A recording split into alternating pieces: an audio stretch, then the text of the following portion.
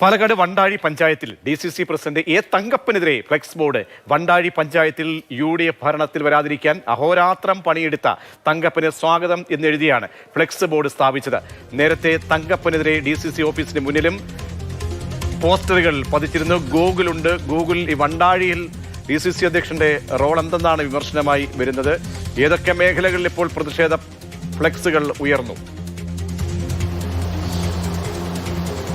അതായത് DCC പ്രസിഡന്റിനെ ട്രോളിക്കൊണ്ടുള്ള പോസ്റ്റുകളും അതായത് തന്നെ ഫ്ലെക്സ് ബോർഡുകളുമാണ് ഇപ്പോൾ ഈ മംഗലം ഡാം പ്രദേശത്ത് നിറഞ്ഞത്. അതായത് ഇന്ന് മംഗലം ഡാമിൽ DCC പ്രസിഡന്റിനൊരു പരിപാടി ഉണ്ടായിരുന്നു.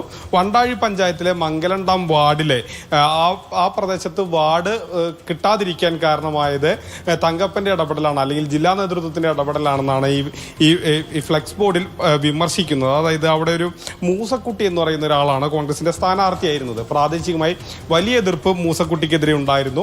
ഈ എതിർപ്പിനെ തുടർന്ന് തന്നെ UDF അംഗമായ കോൺഗ്രസ് അംഗമായ ഡിനോയ് കോമ്പാറ റിബലായി മത്സരിക്കുകയും ചെയ്തിരുന്നു, UDFനെതിരെ മത്സരിക്കുകയും ചെയ്തിരുന്നു.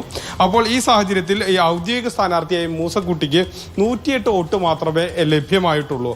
അപ്പോൾ അത് മാത്രമല്ല, അത് ജില്ലാ പ്രസിഡന്റിനെ സംബന്ധിച്ചിടത്തോളം ഒരു പ്രസ്റ്റീജ് വാർഡായിരുന്നു. ജില്ലാ പ്രസിഡന്റൊക്കെ നേരിട്ട് ഇടപെട്ടുകൊണ്ടാണ് അവിടെ ഒരു സ്ഥാനാർത്ഥിയെ നിർത്തിയതും. അദ്ദേഹം നേരിട്ട് തന്നെ അവിടെ പ്രചരണങ്ങളിൽ പല സമയത്തായി പങ്കെടുത്തിട്ടുമുണ്ട്. അപ്പോൾ അങ്ങനെ നോക്കിയ ഒരു വാർഡ് പരാജയപ്പെട്ടു എന്നുള്ളതാണ്. അതിൽ DCC പ്രസിഡന്റ് തങ്കപ്പനെ ട്രോളിക്കൊണ്ട് തന്നെ കോൺഗ്രസിലെ ഒരു വിഭാഗം തന്നെയാണ് ഈ പോസ്റ്ററുകൾ വച്ചത്. ഏതായാലും ജില്ലാ പ്രസിഡന്റ് വരുന്ന വഴിയിലായിരുന്നു, ഈ പരിപാടിക്ക് വരുന്ന വഴിയിലായിരുന്നു ഈ പോസ്റ്ററുകൾ പ്രത്യക്ഷപ്പെട്ടത്.